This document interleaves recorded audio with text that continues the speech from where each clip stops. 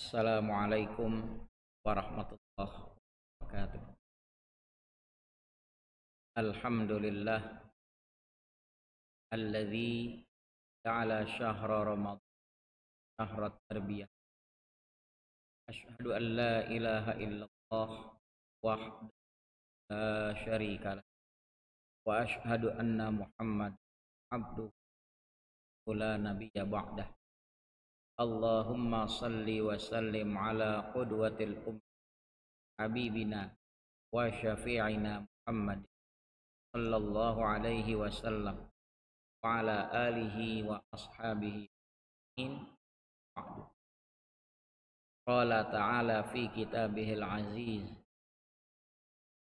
ya ayyuhan nabiyyu qul li azwajika wa banatika wa nisa'il mu'minin yudnina 'alaihinna min jalabibihin dzalika adna ay yu'rafna fala yu'zain wa kana Allahu ghafurur rahim. Wa qala ta'ala aidan, ta'muruna an-nasa bil birri wa tansawna anfusakum wa antum tatluna al-kitab afala ta'qilun. Wa warada fil hadits, allimu auladakum fi salasi khusalin, hubbi nabiyyikum wa hubbi ahli baitihi wa qiraatil Qur'an. Wa warada aidan haqqul waladi ala walidihi,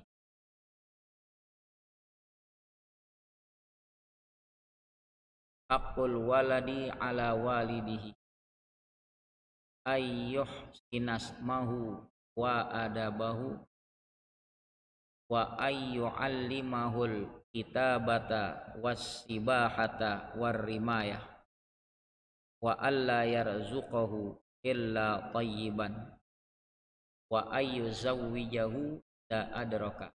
Rawahul Hakim. Shadaqallah wa sadaqa rasuluhun nabiyyu sallallahu alaihi wasallam.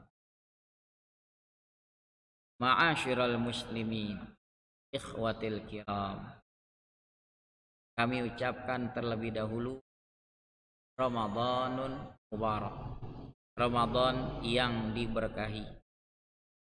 Alhamdulillah, pekan pertama Ramadan berlalu. Kita memasuki malam yang ke-8. Kita berharap sisa yang terbentang di hadapan kita senantiasa Allah beri kekuatan iman dan Islam untuk dapat mengoptimalkan ibadah dan yang penuh keberkahan bulan suci. Amin ya rabbal alamin. Nabi Muhammad sallallahu alaihi wasallam jadi panutan umat, contoh yang baik. Sebelum menjadi rasul, diakui oleh orang-orang di lingkungan Nabi hidup sebagai al-amin, orang yang dipercaya. Orang-orang Yahudi yang dikala itu hidup, mereka melihat kejujuran Nabi. Saat Nabi menjadi rasul, hati kecil mereka pun sebenarnya mengakui. Ada diriwayatkan, mereka mengajak orang-orang, ayo kalian beriman kepada Muhammad.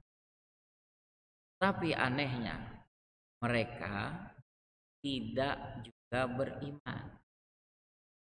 Peristiwa ini menjadi sebab turunnya ayat dalam surah Al-Baqarah, atamuruna nasa bil birri.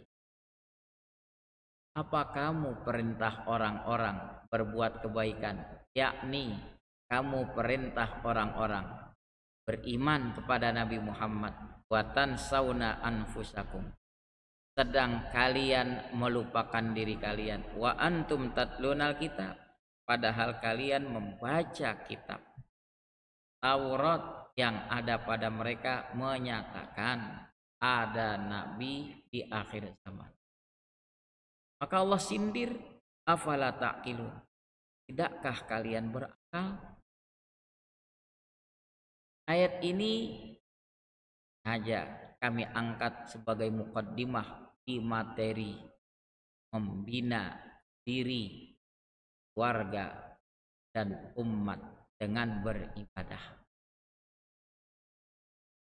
Jangan sampai nanti seperti orang Yahudi yang menyuruh orang beriman pada Nabi Muhammad, tapi mereka sendiri tidak berkenan beriman pada Nabi. Ini bertolak belakang.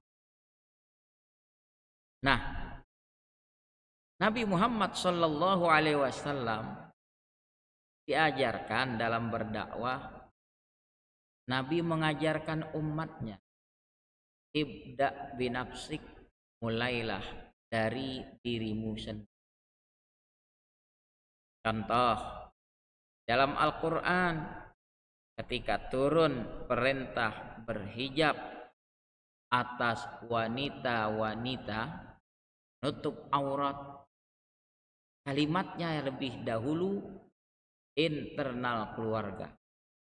Ya ayyuhan nabi, wahai nabi, qul li azwajika, katakan kepada istri-istrimu, wa banatika, anak-anak perempuanmu, wa nisa'il mu'minin, wanita-wanita orang-orang mukmin, yudnina alaihinna min jalabibihinna, hendaknya mereka mengulurkan di atas tubuhnya daripada jilbab-jilbabnya. Jalabib jamak daripada jilbab. Di dalam tafsir Jalalain disebutkan ma yasturu jami'al badan, pakaian yang menutup seluruh badan, itu disebut jilbab. Hanya istilah di dalam bahasa kita sedikit mengalami pergeseran persepsi. Kalau kita menyebut jilbab hanya sebatas yang menutup kepala. Hal di dalam bahasa Arab disebut khimar, kerudung, menutup kepala. Jilbab tidak sebatas penutup kepala, tapi menutup seluruh badan. Nah, Allah perintahkan Nabi Muhammad untuk memulai dari internal keluarga. Katakan kepada istri-istrimu, katakan kepada anak-anakmu yang perempuan. Kalau sudah mulai dari internal keluarga, lalu baru ke eksternal, ke umat secara umum. Wa nisa'il mu'minin, wanita-wanita orang-orang yang beriman, agar mereka mengulurkan di atas tubuhnya jilbab-jilbabnya. Lanjutan ayat tadi, dzalika adna ayyurafna, yang demikian terlebih hampir dikenal sebagai sosok identitas seorang muslimah. Ciri khasnya adalah berhijab. Fala yu'zai, wanita-wanita muslimah yang berhijab tidak ganggu, tidak disakiti, terhormat, terjaga. Ma'asyiral muslimin rahimakumullah. Mendidik dari diri sendiri supaya seorang yang menjadi kepala rumah tangga, jadi pemimpin, panutan di dalam rumah tangga. Ibda binafsik. Seorang ayah yang menyuruh anaknya sholat, tentu dia harus memberi contoh kepada anaknya dari dirinya sholat terlebih dahulu. Bagaimana mungkin menyuruh anaknya sholat sedang dirinya tidak sholat? Ini namanya bertolak belakang dengan kenyataan. Nah, membina diri penting, tapi tidak berhenti di situ. Membina keluarga.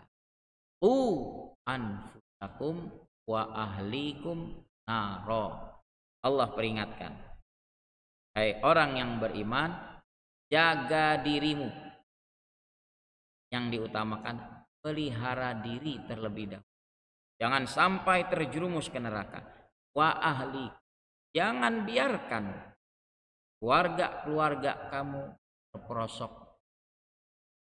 Nanti seorang kepala rumah tangga bertanggung jawab bila mana dia menelantarkan anak istrinya, tidak dididik dengan baik, beberapa langkah dia mau masuk surga, dia akan digugat oleh anak istrinya karena anak istrinya tidak dididik.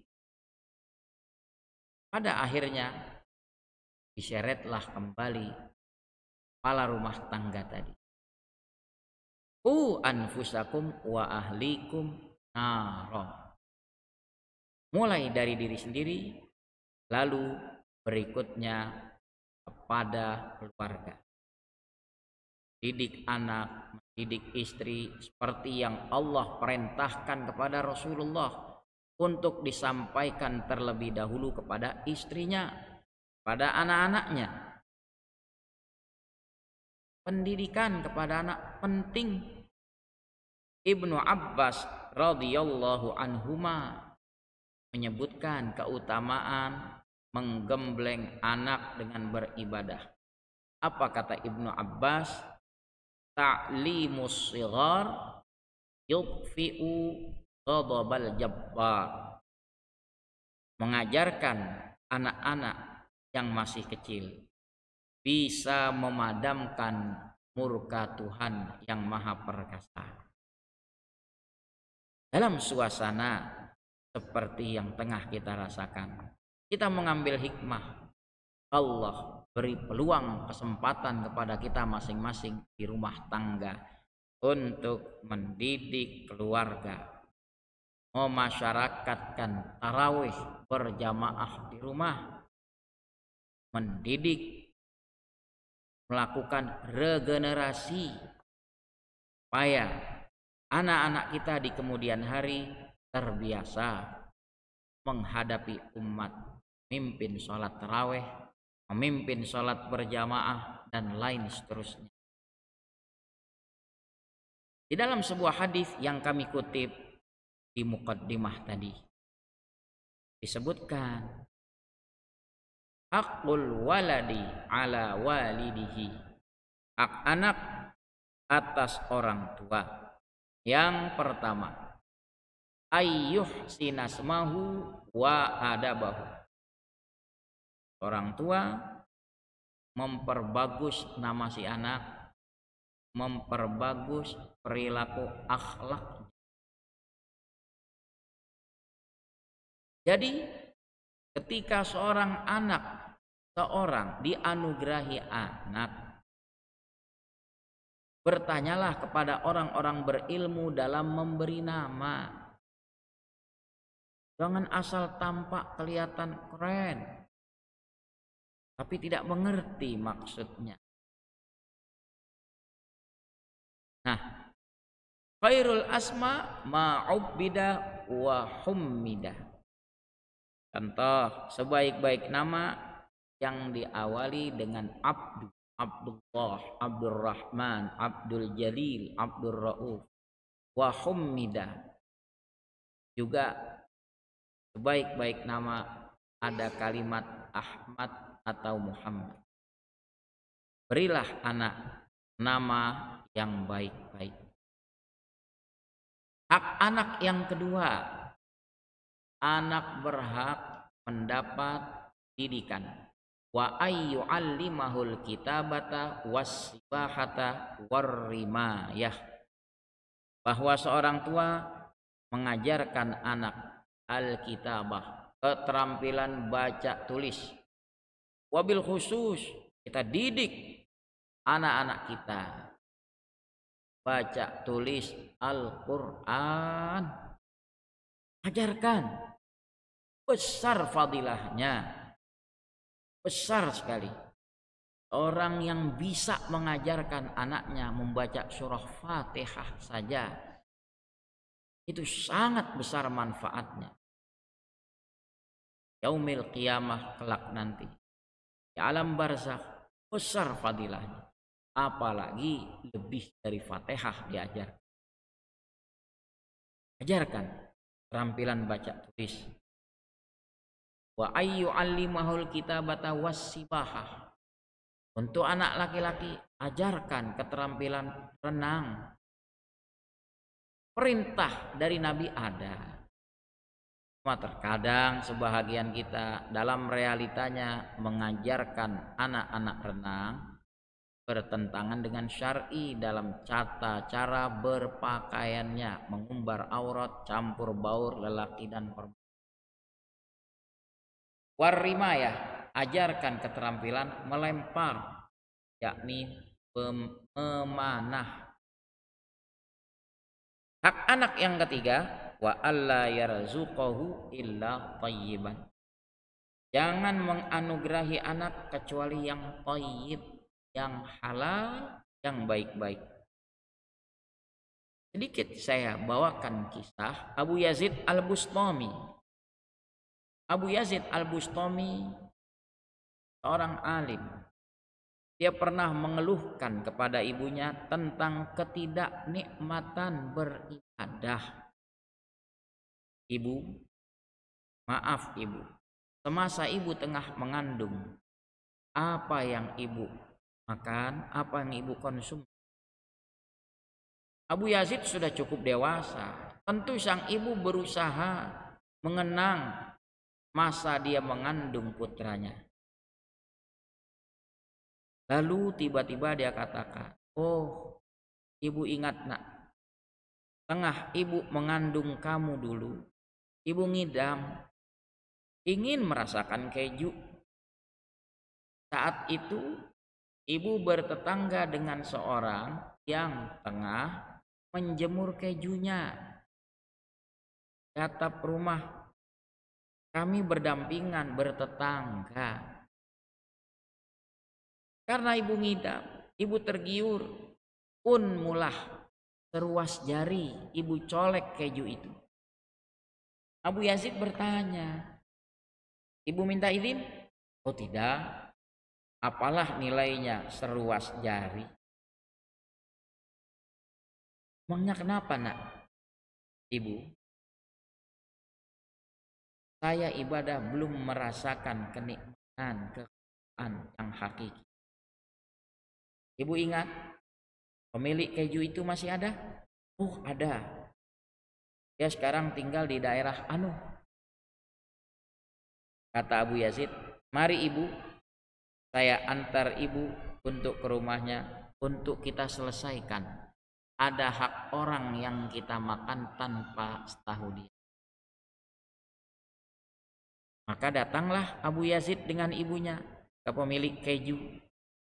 Ibu bilang, Pak, dulu kita bertetangga. Oh iya bu, maaf Pak, dulu di masa saya mengandung putra saya ini, saya ngidam keju, saya colek keju Bapak, saya cicipi tanpa seizin Bapak. Hari ini saya ingin bayar ganti, saya minta dihalal. Pemilik keju bilang, sudahlah ibu, tidak perlu mengganti, saya sudah halalkan. Girang hati Abu Yazid mendengar hal ini. Dia berterima kasih, dia pamit pulang, begitu juga ibunya. Sesampai di rumah, seperti biasa Abu Yazid lakukan ibadah. Apa dia katakan? Baru saya rasakan kenikmatan beribadah. Subhanallah. Hanya lantaran ibunya ngidam, mencolek satu ruas keju tanpa seizin pemilik, keturunannya tidak cukup beribadah. Bayangkan berapa nilai seruas jari daripada keju? Apalagi kalau uang hasil korupsi, apa ia membuat khusyuk ibadah? Apa membuat hati semakin tunduk kepada Allah? Wal iyadzu billah. Kita kembali kepada hadis tadi, hak anak atas orang tua. Yang ketiga, wa alla yarzuqahu illa thayyiban. Jangan memberi rizki kepada anak kecuali yang baik-baik. Yang keempat, wa ayyuzawwijahu idza adraka. Bahwa orang tua menikahkan anak kalau udah sampai waktunya. Jangan sampai dihalang-halangi. Sudah cukup finansialnya, mentalnya sudah cukup. Sudah dapat calon yang baik, seakidah. Itulah hadis dalam riwayat Hakim. Ma'asyiral muslimin rahimakumullah. Di hadis lain berbicara membina keluarga. Nabi ajarkan, yaitu biasakan, alimu auladakum ala salasi khisal. Ajarkan putra putrimu di atas 3 perkara. Yang pertama, hubbi nabiyikum. Tanamkan cinta kepada nabimu.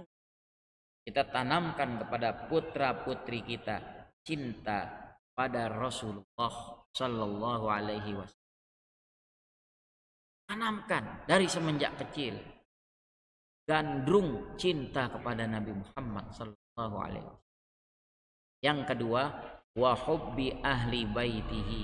Cinta kepada keluarga Nabi sallallahu alaihi wasallam. Tanamkan. Itu Al-Qur'an yang memerintah. Nabi diperintah Allah, qul la as'alukum alaihi ajran illal mawaddata fil. Katakan ya Muhammad, bilang pada mereka, aku tidak meminta pada kalian pamrih, melainkan mawaddah fil qurba, cinta kepada kerabat-kerabatku. Jadi sejalan, Al-Quran memerintah cinta kepada keluarga Rasulullah. Rasulullah pun memerintah seperti itu. Tanamkan hati anak-anak kita cinta kepada Rasulullah, cinta kepada keluarga Rasulullah sallallahu alaihi wasallam. Yang ketiga, wa qiraatil Qur'an. Ajarkan anak-anakmu membaca Al-Qur'an. Ma'asyiral muslimin. Jika kepala rumah tangga dia berhasil membina dirinya, dia bisa membina keluarganya, insya Allah dia akan mampu membina umat eksternal sana. Kenapa? Dia sudah lebih dulu memberi contoh. Itulah rumah tangga Rasulullah sallallahu alaihi wasallam. Nabi mengajarkan rumah tangganya dengan ajaran-ajaran yang baik. Nabi praktekkan langsung. Contohlah oleh para sahabat-sahabat Rasulullah sallallahu alaihi wasallam. Ma'asyiral muslimin rahimakumullah. Moga-moga apa yang bisa kami sampaikan tentang pembinaan terhadap diri, keluarga, dan umat dalam beribadah, wabil khusus bulan Ramadan, bermanfaat. Semoga Allah Ta'ala angkat musibah yang tengah menimpa di tengah-tengah kita ini. Allah singkirkan cepat mungkin. Allah beri kekuatan iman dan Islam kita sekalian. Allah jauhkan daripada berbagai virus, wabil COVID yang tengah terbak saat ini. Allah, ya Allah, peliharalah kami, keluarga kami, dan negeri. Hadanallah wa iyyakum ajma'in. Subhanakallahumma wa bihamdik, asyhadu an la ilaha illa anta, astaghfiruka wa atubu ilaik. Wa sallallahu ala sayyidina Muhammadin wa ala alihi wa sahbihi wa sallam. Walhamdulillahi rabbil alamin. Assalamualaikum warahmatullahi wabarakatuh.